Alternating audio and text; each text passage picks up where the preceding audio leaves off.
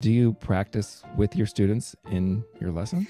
Absolutely, and I think that's the only way you ensure that they are practicing, properly or practicing at all. I think that the lesson really is the whole point of it is to practice and to teach how to practice. Everything we do is done through practice. So yeah, I mean, you have to do it in the lesson. That's basically all I do.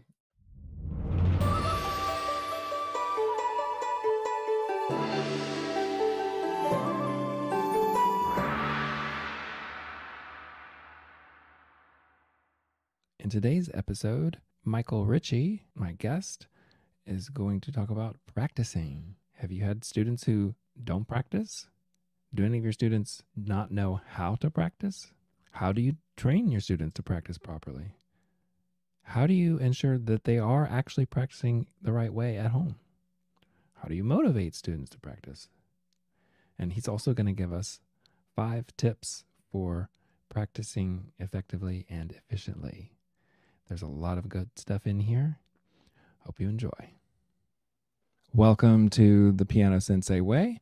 I am your host, Clinton Pratt, and we help you master the art of running a successful piano teaching studio. And today I'm really excited because, well, I don't know when this is going to come out, but this is the first guest recording that I'm doing. So I'm very excited and honored to have Michael Richey with us. And I met Michael, I don't know how many years, it's been several years. Maybe you can help me remember. But we share a lot of things in common, and that's why he's a guest, because as you know, this is the Piano Sensei way, which is the best way. So I have to have people that agree with me. But anyway, Michael, tell us just a little bit about your studio and how long you've been teaching. Yes, thank you, Clinton, and thanks for the invitation. And good to see you. I've been teaching probably about 7 or 8 years, and I'm in Nashville, Tennessee. I run my own studio. It's a travel studio, so we make house calls, teaching in students' homes. Yeah, we've known each other, I think, since about 2019, 2020, I think. Yeah, we connected through the Piano Teacher Central Facebook group, I think, and then sort of became friends, and then we both did Dalcroze Eurythmics training Yes. together. Yes. The topic for today is going to be practicing. So, how to get those little buggers to practice, or how to teach them how to practice, how to teach our students how to practice, or do we teach them how to practice? I don't know. There's a lot of, there's a lot that goes into that. So, Michael, were you a good practicer growing up taking lessons? Absolutely not. By my own standards, now, but that was just because I didn't know what practice was. I didn't know how to practice. But that's what got me into teaching anyway. I started a program at Belmont as a music minor, and then I just was told, "Hey, do this," and then I came back and did it a week later, and then I kept getting A's. My peers were not getting A's because they weren't doing what they were supposed to. But I fell in love with got really enthusiastic about practicing and what real practice was. But yeah, I didn't grow up knowing how to practice. Yeah, I didn't either. In fact, I remember, well, I kind of took lessons on and off growing up, but I think about when I was 9 or 10, taking lessons where I rode my bike to the teacher. I didn't really practice a lot.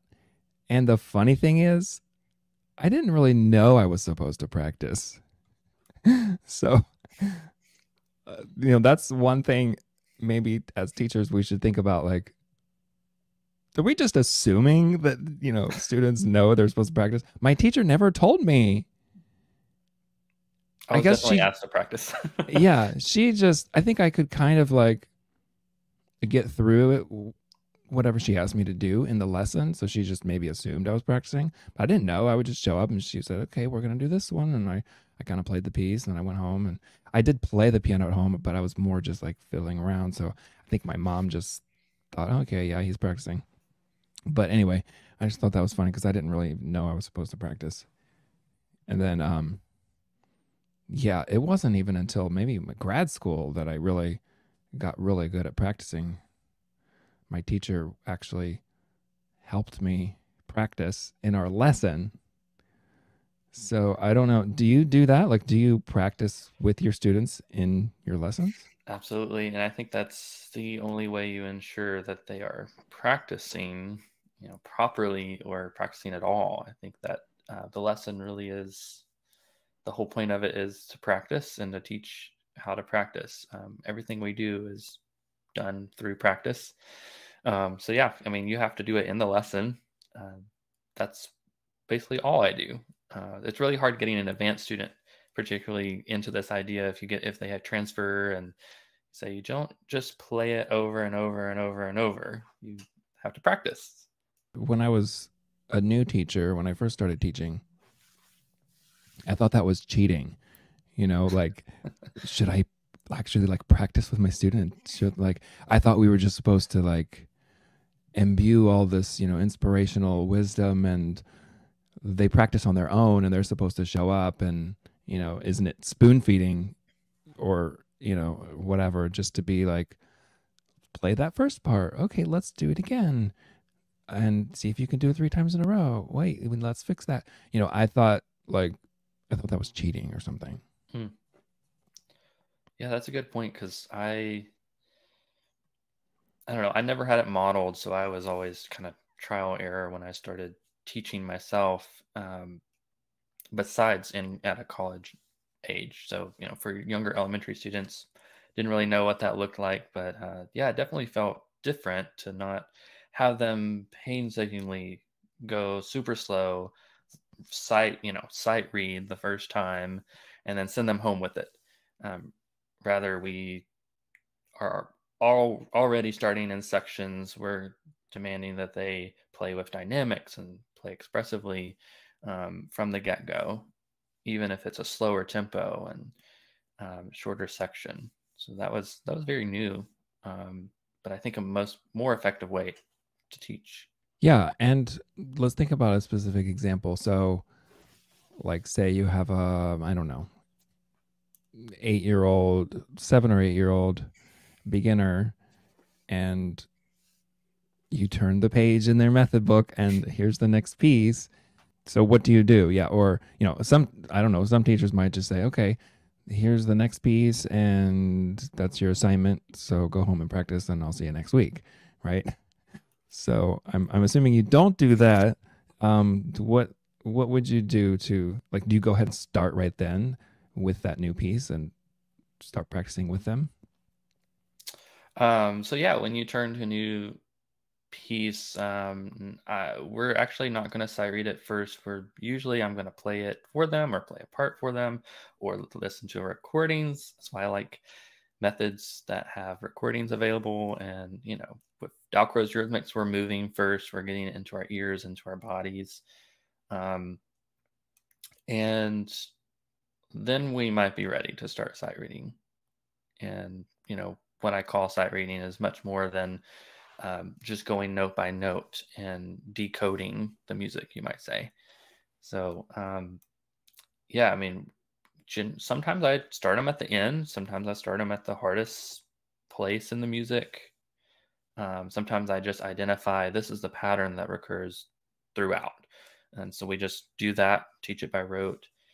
Um, yeah, it's pretty cyclical, but tend to start when I turn to a new piece by moving or um, listening, some combination of that.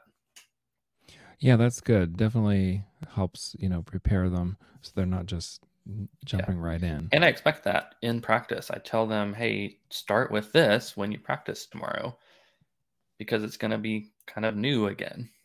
Yeah, let's maybe break down what you would do. Let's say you're going to help them practice a specific section or something. Like, obviously, hands separate first and then together, or just together, or tapping the rhythm, or what? Can you give us an example?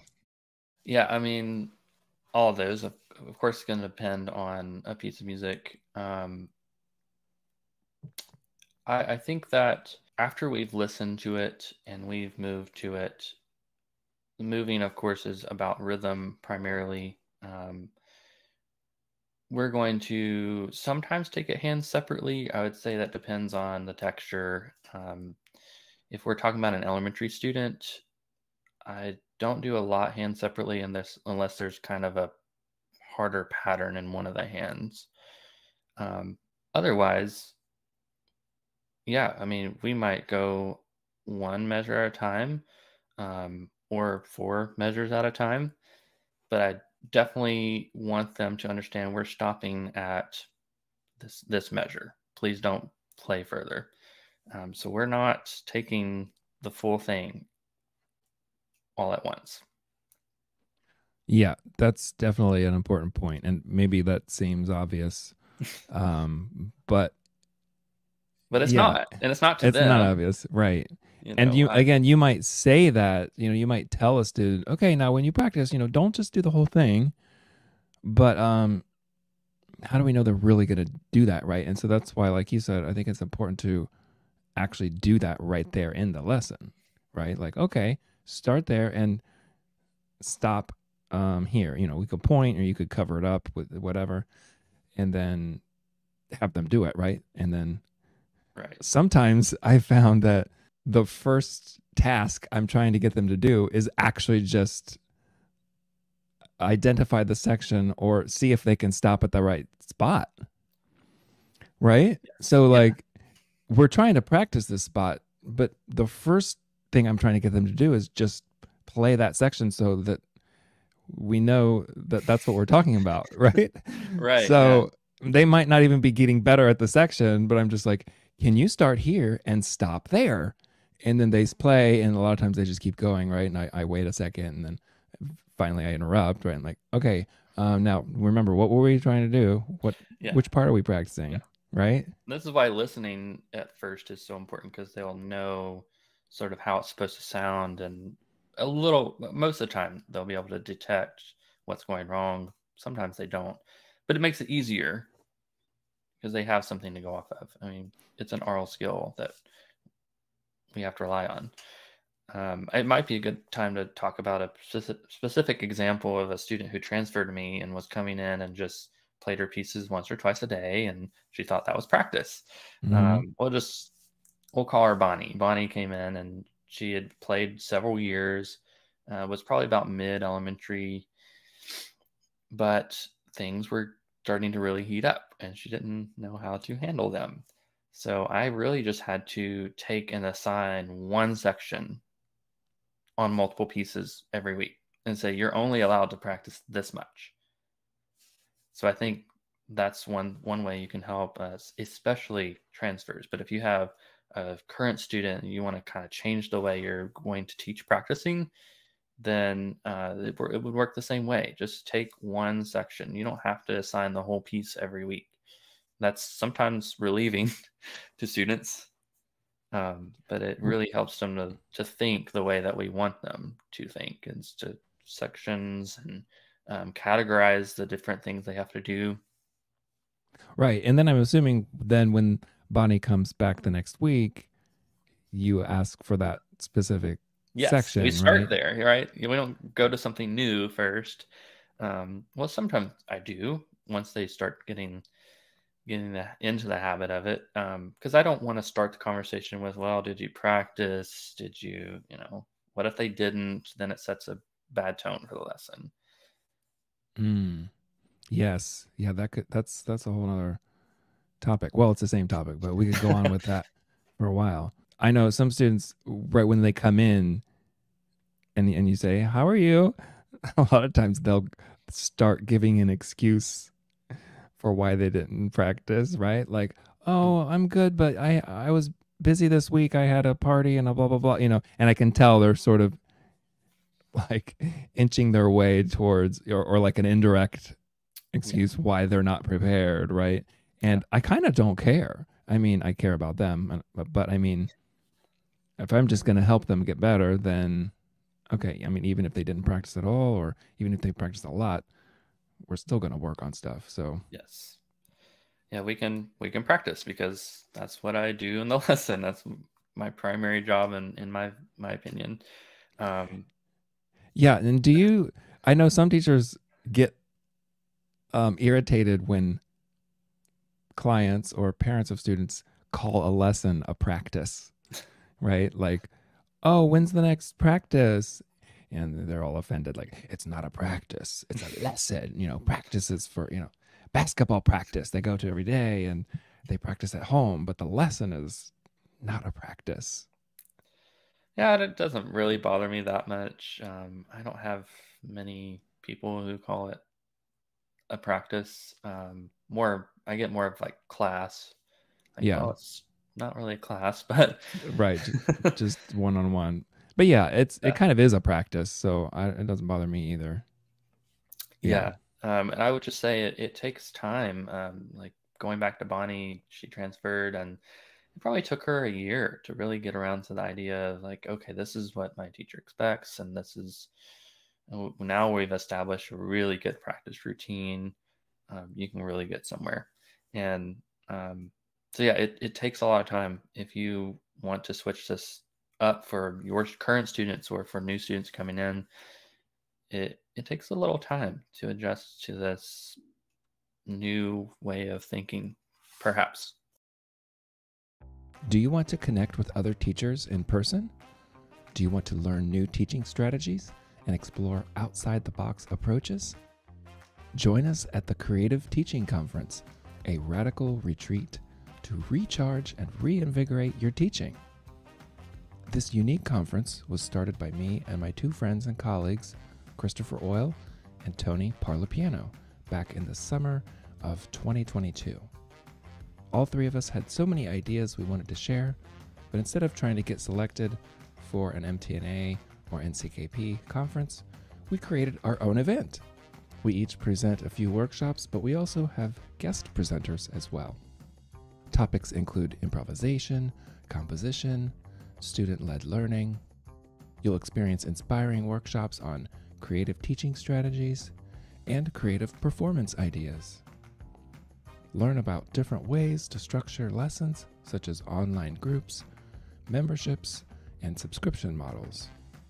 We eat meals together and plan social time so you can connect with teachers from all over the country, forming new musical friendships that will last a lifetime. Mark your calendars for July 7 to 9, 2024 in Cincinnati, Ohio. Check out creativeteachingconference.com for more info. Do you have some top tips or strategies or ways of practicing that you use with your students? Yeah, and I'll give them to you, and perhaps you'll want to unpack them. I always tell parents, the number one question, well, how long should we practice?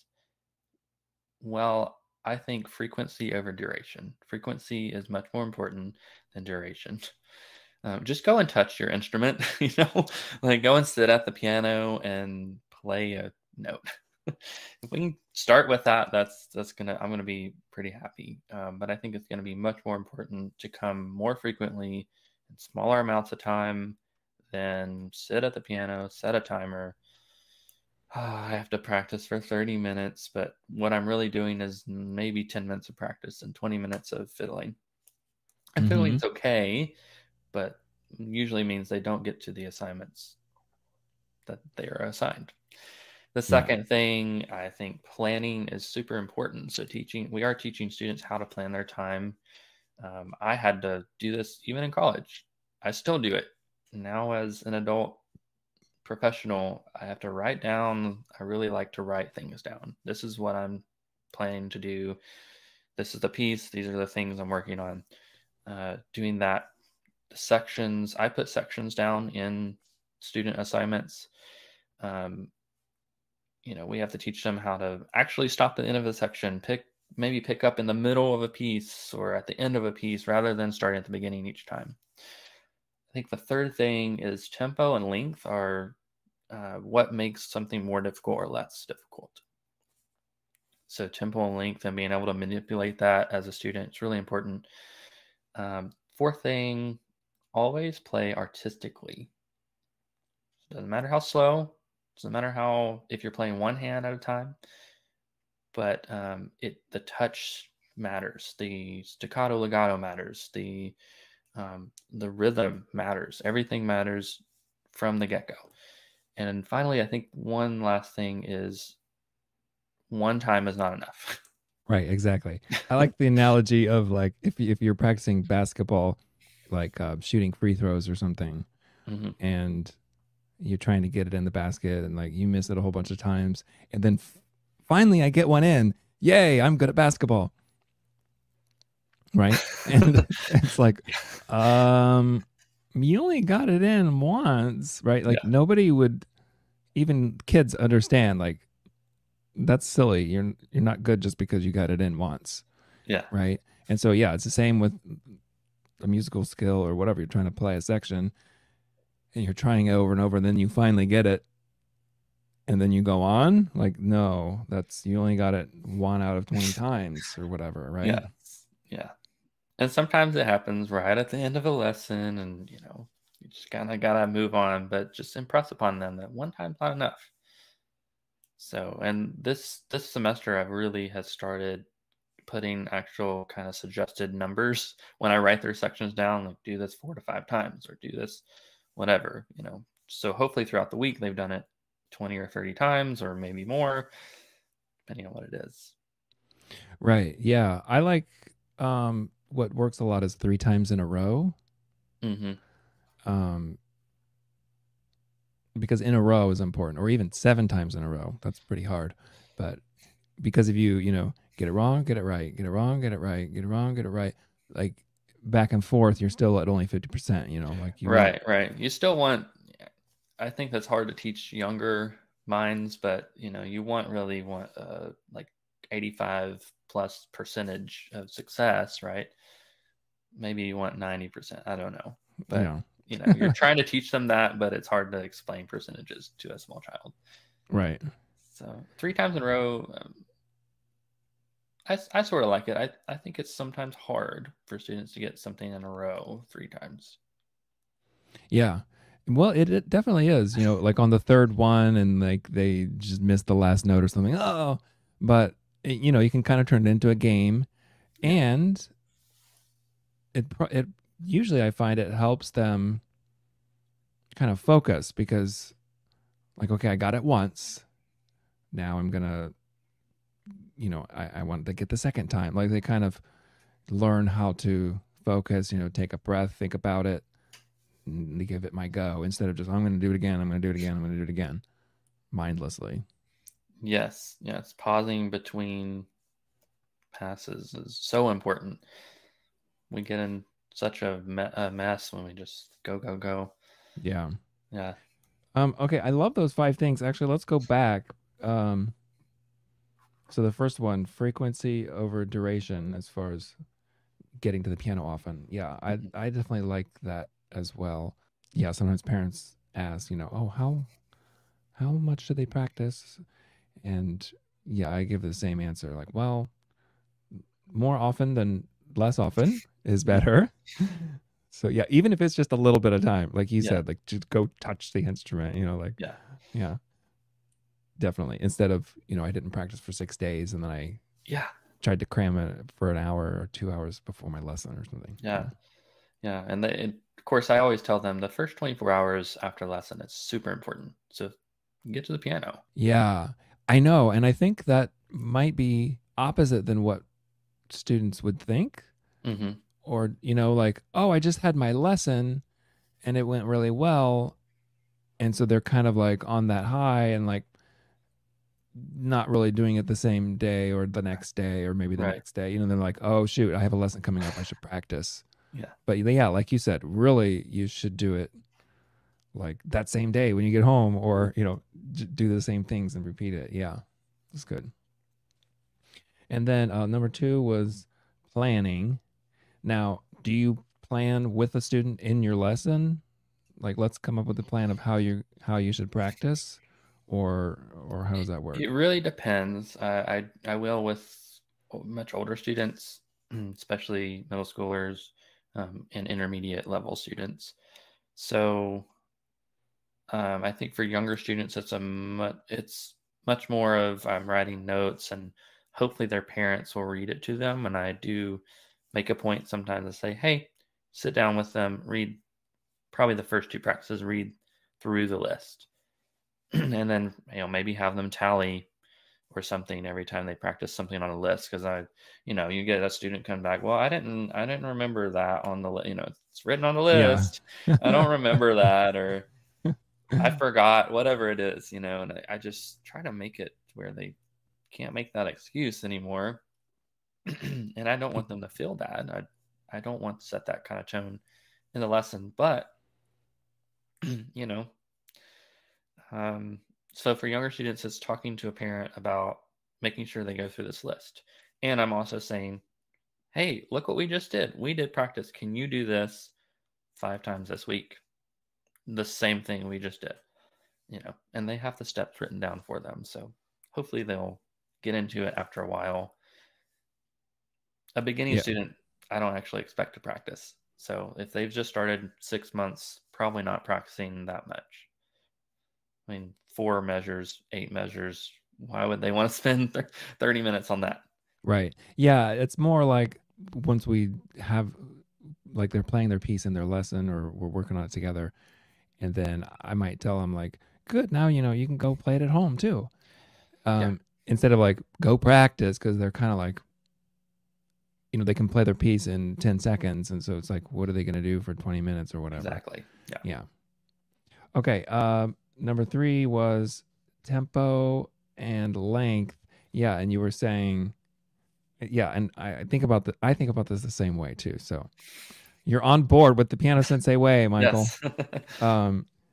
Yeah. How fast or slow you go, and then how big of a section or small of a Mhm. section, right? So obviously the most difficult and complex thing would be play the whole piece really fast, right? And the easiest thing to do would be play a very, very tiny section or even one note, two notes, really, really slow, Yeah.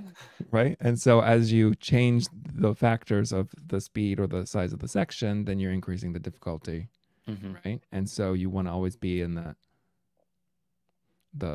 well, what do you want? You want music is a steady flow of Yeah. sounds, Yeah. so you don't want to be stumbling and Yeah. right. Otherwise, that's not music. Exactly. And on that point, I think if you might get in the habit, well, we've practiced in sections, okay, but do you make sections out of those sections? So sometimes, 1 through 4, and then 5 through 8, and then we need to do 1 through 8.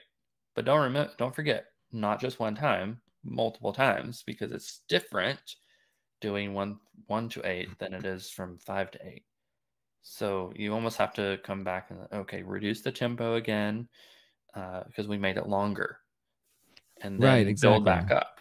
And same thing with intermediate students when they're doing one measure or one beat, add a beat a little slower and then bring the tempo back up. That was such a huge realization for me when I started learning how to practice. And then, when I was doing that, I was playing Bach and stuff like that. So I didn't get to think about it until I started teaching about how younger students might work that out too. Right. Yeah. So, for example, if you were going to try to read through or play through the whole piece, like a Bach fugue or something, you're going to have to go really slow so that it's easy enough to do it, right? Like Yeah. basically like sight reading, but really slow. Mhm. Yeah. But then you could also, like, what if you want to go up to tempo or even a little beyond the ideal tempo?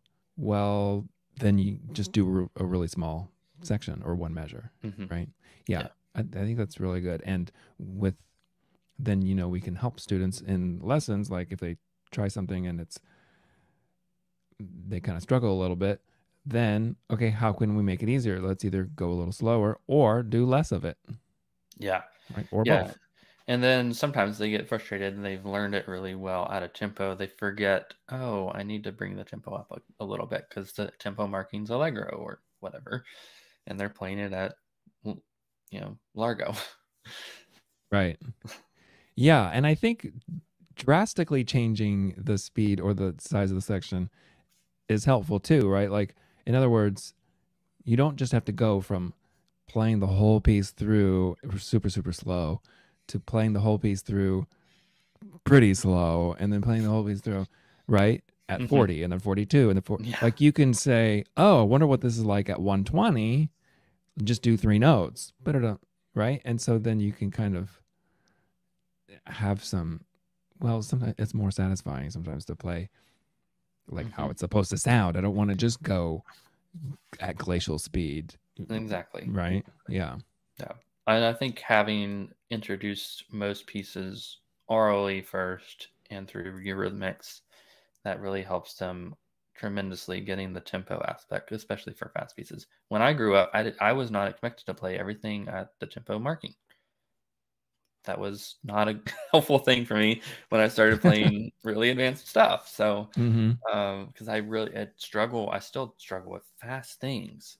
So I wish I would have worked through that at a lot younger age. Yeah. Okay, good. That was the third one. And then the fourth one was always play artistically.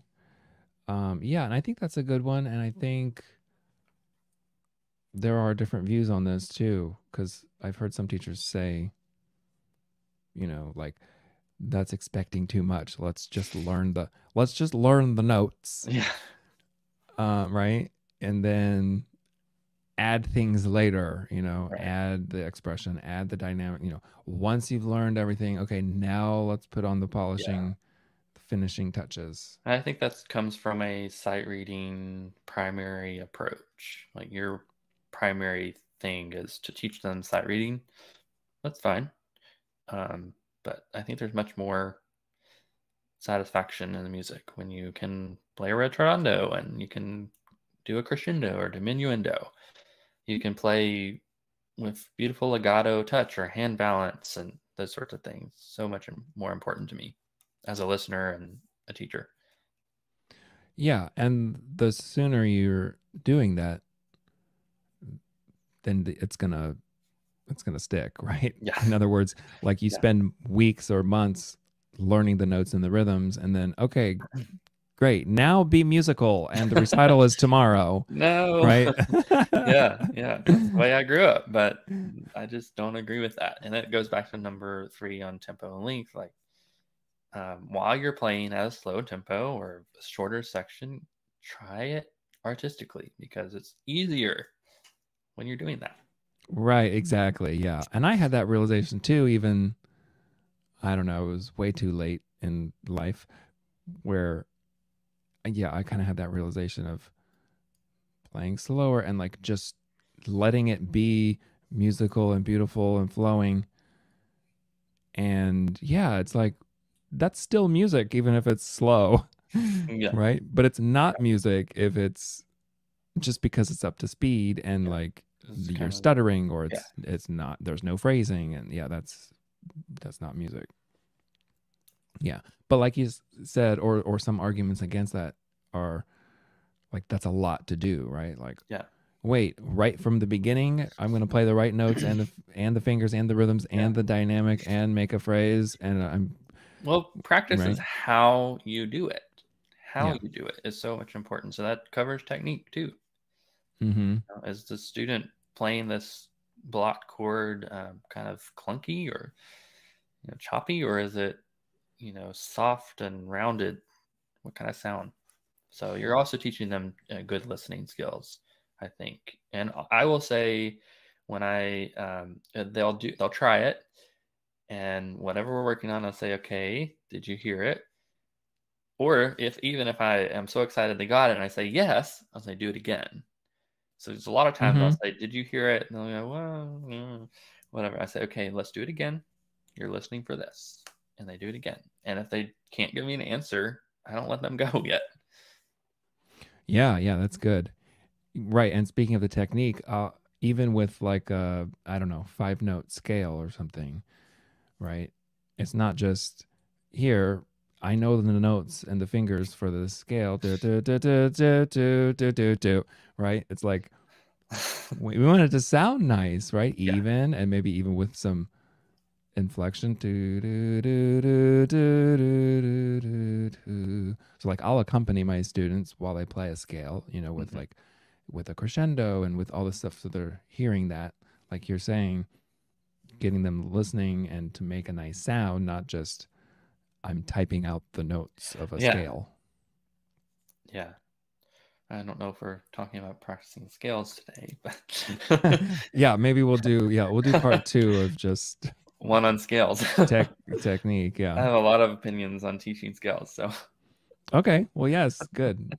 Next time.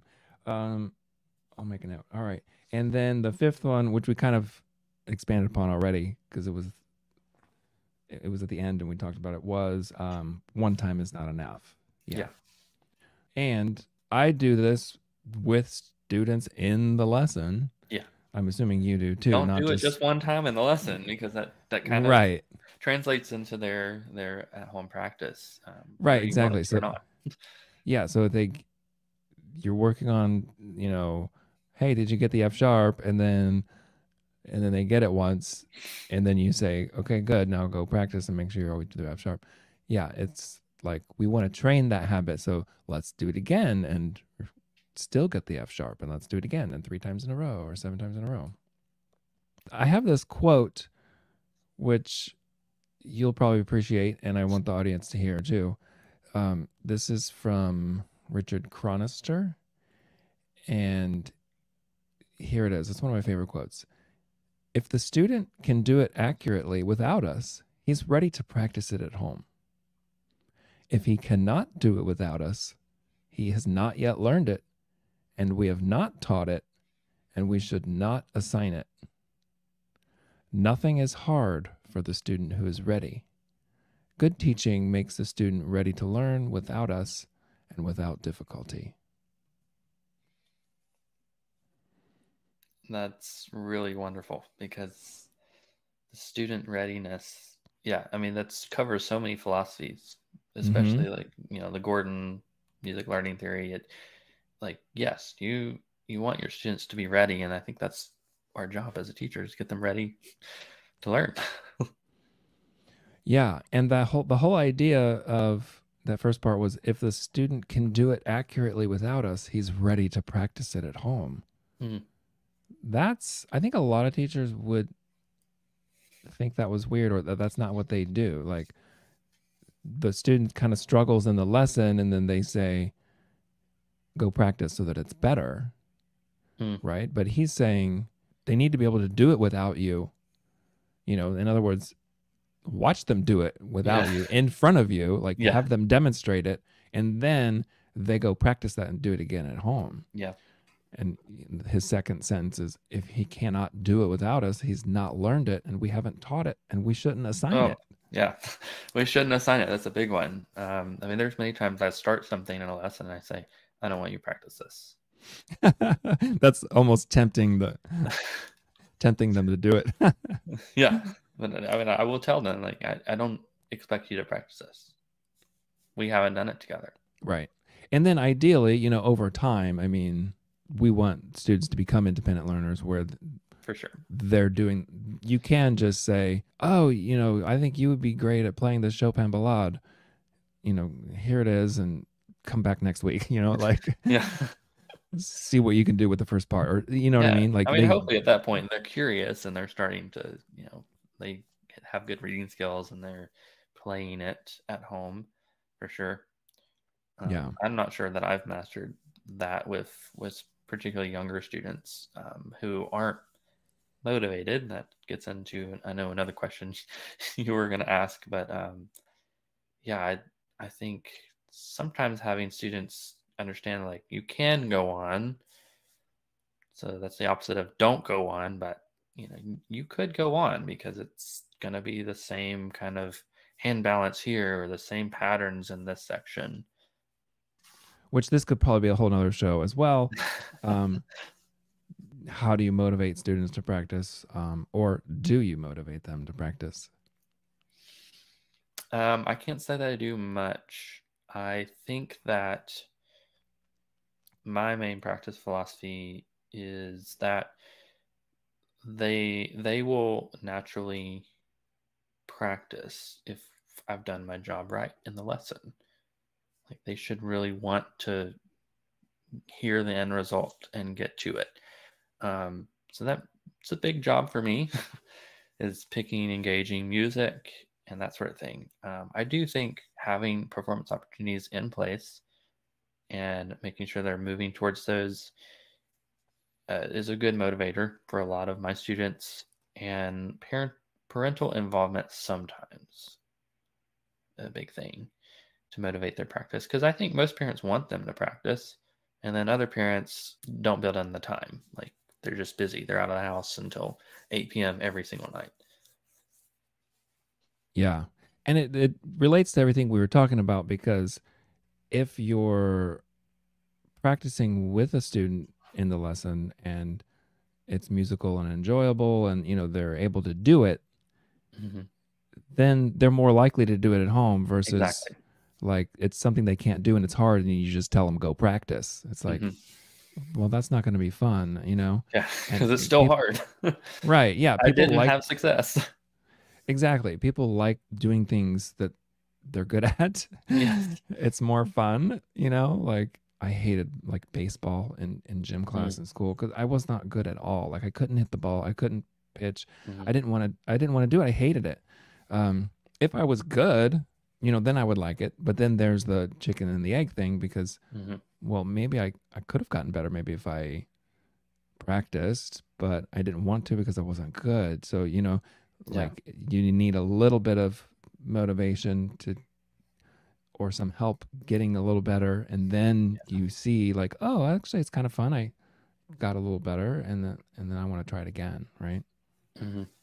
Yeah. Yeah, and that's hard when you have a student who isn't really good at piano, or for whatever reason they just don't have intrinsic intrinsic um, intrinsic motivation. I don't know why that was a hard word. Mm-hmm. It's hard to watch them, but I think that for me as a teacher, I have to think about, okay, how can I give them success, even if their parent is making them take piano. Maybe you don't take students like that.